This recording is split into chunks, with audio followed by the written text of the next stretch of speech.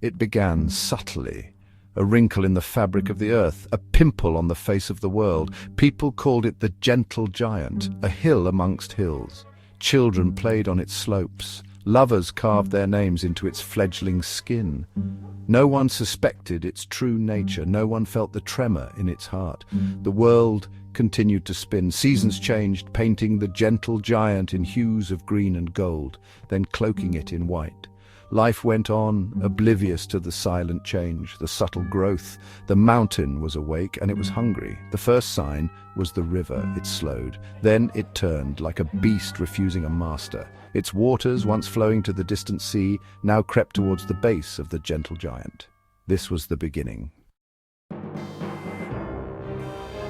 The earth was rising, slowly, insidiously. What was once a hill became a mountain. The gentle giant was no more. In its place stood a titan casting long shadows across the land. Fear took root in the hearts of men. The river, once a lifeblood, now seemed to nourish the growing mountain. Its waters swelled, consuming the lower valleys, swallowing villages whole. The mountain drank deep, growing larger with each passing day. There was no stopping it, no reasoning with it. The world began to take notice. Scientists scratched their heads, offering explanations that rang hollow. Politicians made promises they couldn't keep. The mountain continued its ascent, a silent giant deaf to their pleas. Whispers turned to shouts. Warnings echoed across the shrinking world. The mountain was growing. It was consuming everything.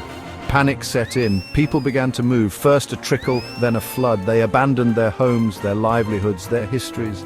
They climbed, driven by a primal need to survive, to escape the rising tide of earth and stone. The lucky ones found refuge on higher ground. For others, there was only the cold embrace of the rising waters. The exodus was on, a desperate scramble for survival. Nations crumbled, borders were erased. The mountain cared nothing for their petty squabbles. It rose, indifferent to the chaos it unleashed. Families were separated, loved ones were lost. The air was thick with the stench of fear and desperation. The strong preyed on the weak.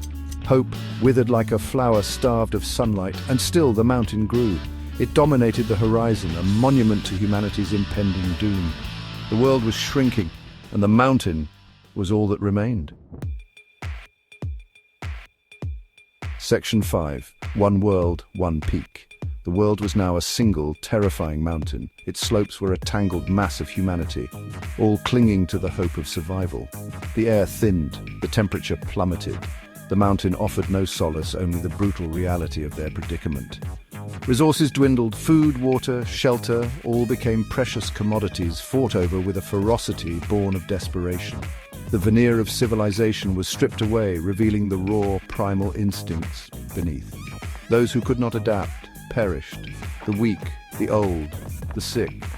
They were swallowed by the mountain, their stories lost to the wind. Section 6. A fist to the heavens. The mountain became a macabre monument to human resilience. It stood alone, a fist to the heavens, its surface teeming with life. Generations were born, lived and died on its slopes.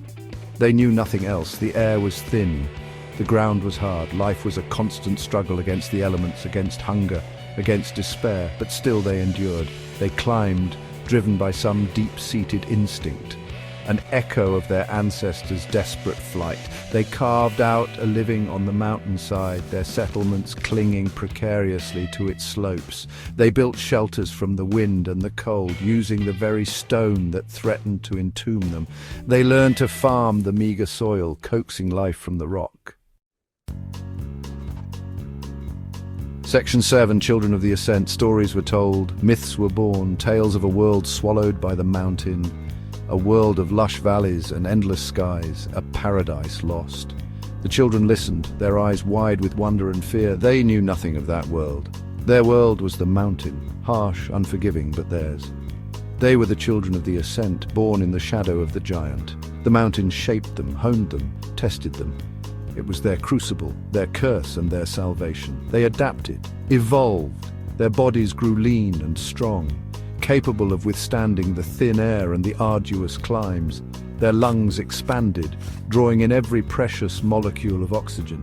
They became one with the mountain, living, breathing embodiments of its relentless ascent. Section 8, an unending climb.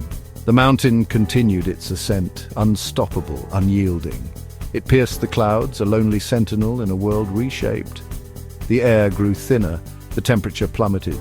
Still, the climb continued. There was no summit in sight, no end to the climb, just the endless upward struggle. Generations passed, each one pushing a little higher, clinging to the hope of finding a plateau, a respite, a sign that the ascent was over.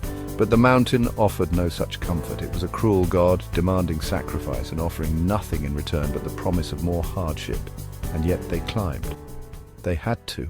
It was all they knew.